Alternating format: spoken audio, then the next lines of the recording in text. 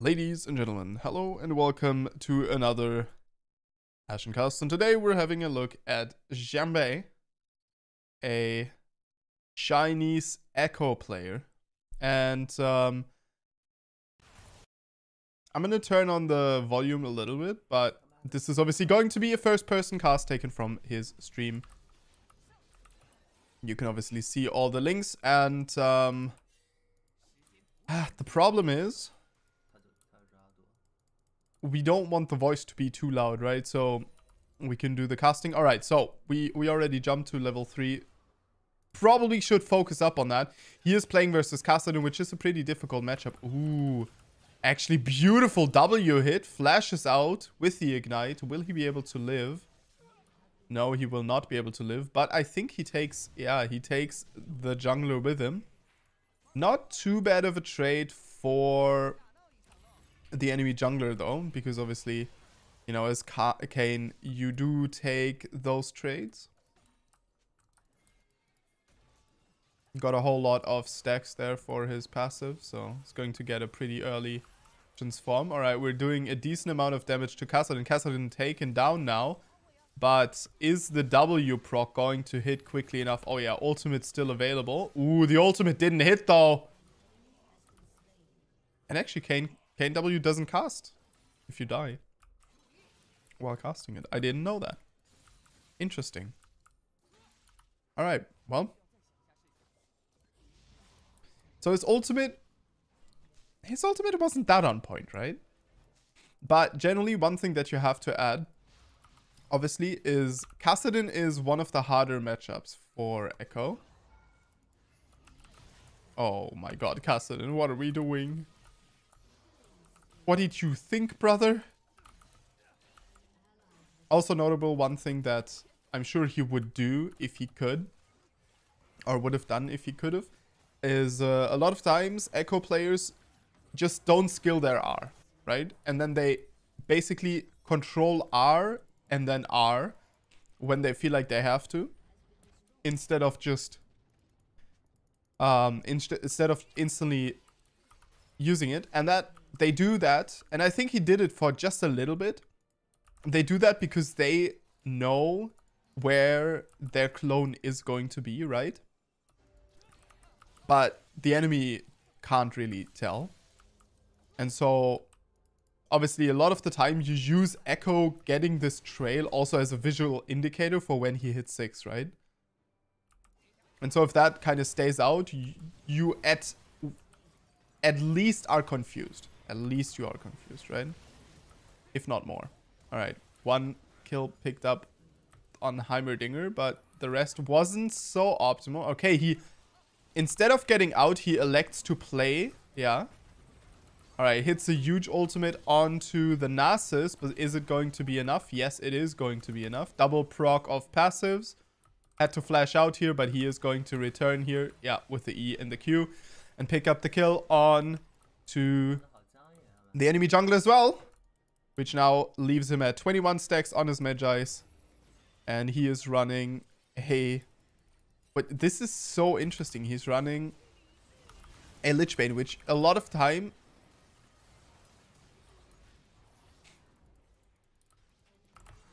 people don't go for on Ekko, like mains. Okay. So he just took Baron, which obviously Ekko with Lich Bane is pretty good at. If you have the timing down, I'm sure you can do 600 damage. Which isn't quite smite damage, but you can... It's enough damage to like punish a panicked smite or something. Alright, picks up a double for himself. Oh, it's out. Yeah, beautiful. You can really see... You can really see how controlled you can play on Ekko. It's so much more controlled than you would think, because he's an assassin, technically, right? But he's a very controlled assassin in comparison to something, you know, more along the lines of Fizz or something.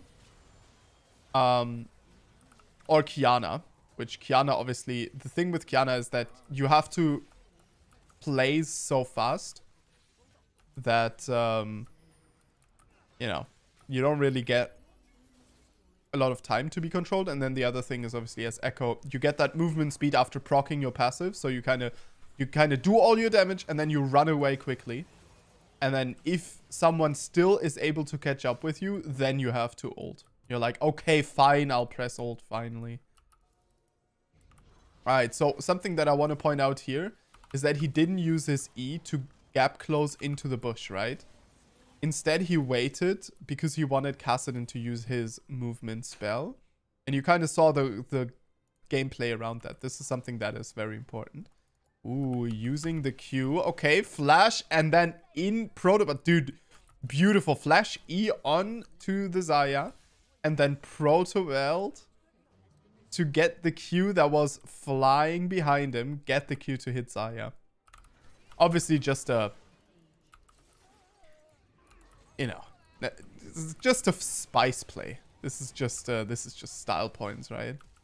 But holy moly. And we are doing so much damage at this point that it doesn't...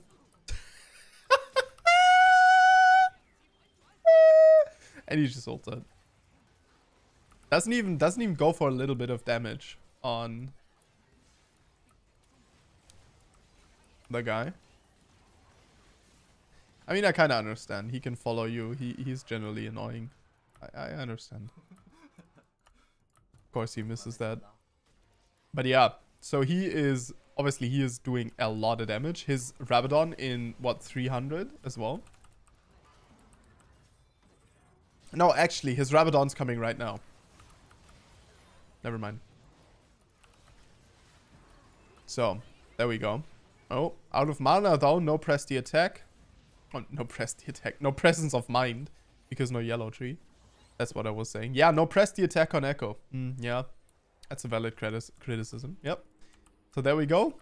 That is maximum amount of damage acquired. And his Q should be following. Didn't hit anyone though.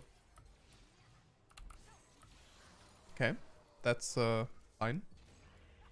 That's totally acceptable. God, Jaime. Sorry. What was that? Xayah just walked into that Q, dude. Feels bad. Oh, no. Oh, no W. Ah! God damn it.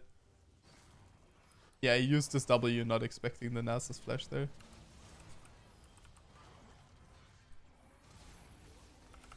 Ooh, oh, dude. That was so close to hitting the W late. Alright. Picks up a kill onto the Kassadin. That's obviously what it's really good with Lichbane. Is helping you fill in some of that damage during your burst downtime.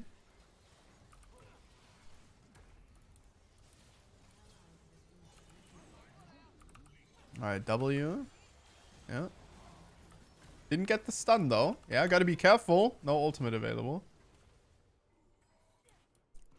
This happens so often that you're like, yeah, you know, you're the one fed person on the team, and then especially as Ekko, it's like, are you really able to 1v9? Most of the time, not really. Especially with something like the Nasus in the enemy team, right? And then all of a sudden it becomes very, very difficult. But there is still hope.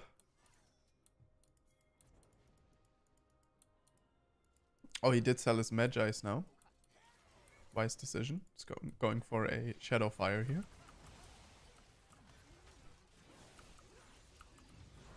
Hi. Goodbye. What's up, Kassadin?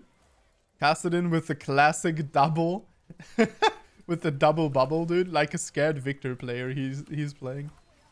Victor also one of the easier matchups for Ekko in the mid lane. / Ekko one of the hardest matchups for Victor. In my experience. Just because he's able to proc his passive and then run. Because that is like Victor. What Victor does is... Ooh! Beautiful ultimate! Kassadin is unfortunately going to be able to escape. But that is just a nuke dropped onto the AD carry. And... Oh! The Q doesn't follow! Beautiful outplay by Kassadin. But he will still also go down. That means that the enemy team just has to take down Nasus. But... it doesn't happen, alas. Thank you very much for watching. And that was just a short one. I'll see you guys in the next one.